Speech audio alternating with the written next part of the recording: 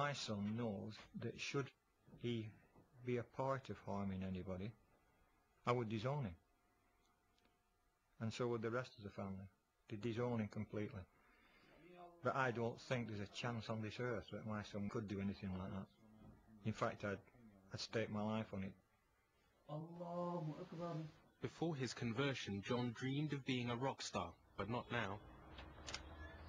Inland Revenue, John speaking, how may I help? Okay. Despite studying music for 3 years, he got rid of all his instruments and recording equipment in case his music was out of tune with his religion.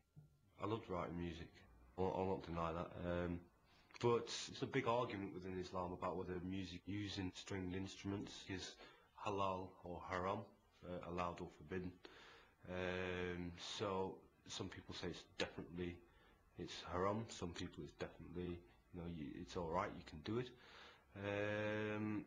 So within Islam, if it's doubtful, you avoid it.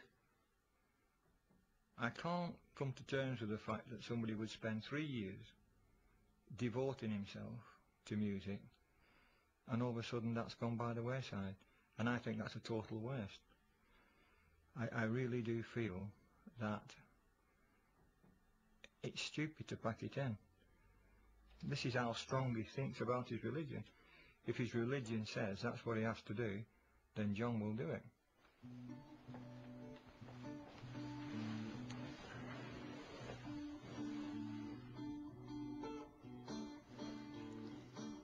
Now I think you turned out some good stuff.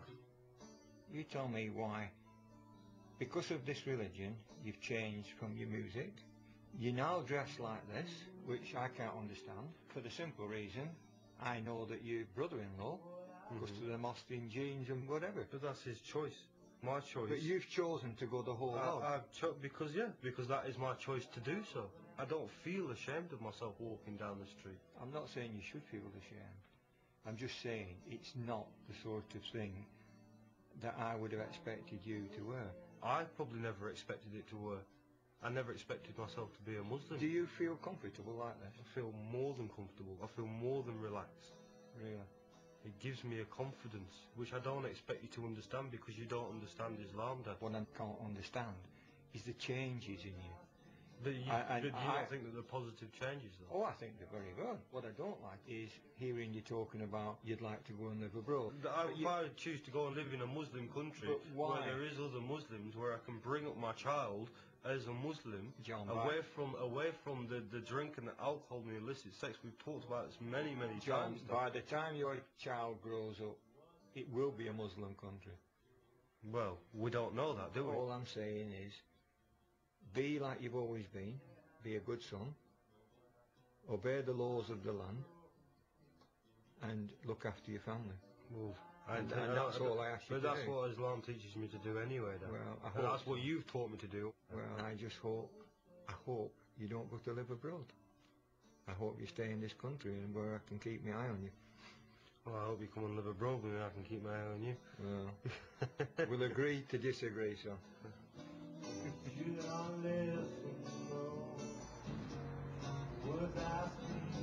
John hasn't found it possible to be both a good Muslim and a musician. But how much does Islam really demand that converts give up? You know him as Cassius Clay, but he wants to be known as Muhammad Ali. 41 years ago, when the heavyweight champion of the world announced that he'd become a Muslim, there were some critics who wanted to strip him of his title. But did anyone even ask whether a Muslim is allowed to box? Some scholars say that you're not allowed to hit in the face of a Muslim or a non-Muslim because it's God's creation and man is created in the best of forms, so it's not really good to be bashing people in the faces. Akil Burton took up boxing 20 years ago at the age of 14 and for 7 years was a professional fighter. But that was before he converted to Islam. Back then he was still known by the rather unlikely film star name he was given by his Jamaican Christian parents, Richard Burton. He was sent to church on Sundays and we used to go there for Easter and Christmas and all the other special occasions. And I can remember not really feeling any sort of affiliation to it. We didn't feel that he was talking about us And a lot of the time you go into churches and you'd see like pictures of Jesus and Mary and all these disciples, and everyone was white, and you think, well, a bit of a swizz that. Some people say that the Bible condoned slavery. How can that be right? If God's going to send a religion, he's going to send something which is for everybody. If Akil saw Christianity as a white man's religion, then Islam seemed no less exclusive. Growing up in Manchester, the only Muslims he knew were Asians. If you was to ask me what a Muslim was, I wouldn't have a clue. I'd have said, oh, an Asian guy. It seemed more like a country rather than a way of life.